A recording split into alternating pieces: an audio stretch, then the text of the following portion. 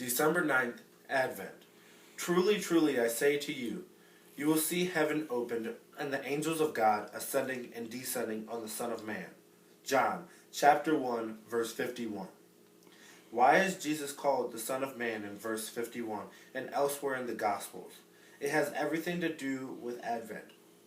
It's not simply because he is human.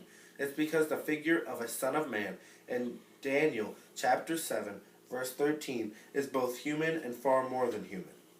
This was Jesus' favorite designation for himself, Son of Man. It's used over 80 times in the Gospels, and only Jesus uses it to refer to himself. He got the title Son of Man from Daniel chapter 7, verse 13 through 14. I saw in the night visions, and behold, with the clouds of heaven, there came one like a Son of Man. And he came to the Ancient of Days, and was presented before him. And to him was given dominion, and glory, and a kingdom, that all peoples, nations, and languages should serve him. His dominion is an everlasting dominion, which shall not pass away, and his kingdom one that shall not be destroyed.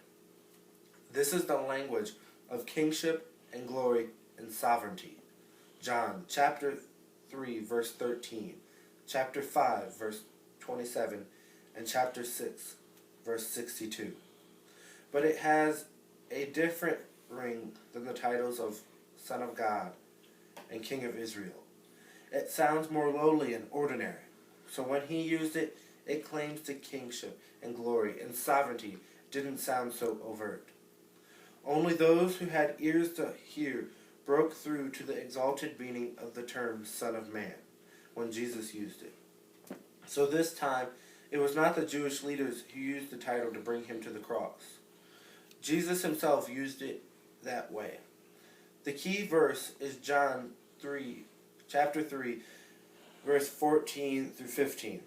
As Moses lifted up the serpent in the wilderness, so must the Son of Man be lifted up, that whoever believes in him may have eternal life.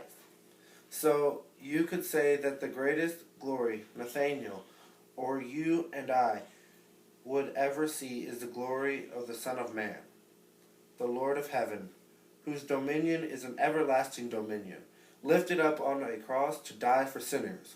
So when you see him this Advent season as Son of God, and as King of Israel, and as Son of Man, make sure that you see him dying to give you eternal life, and therefore see him as glorious. Thank you.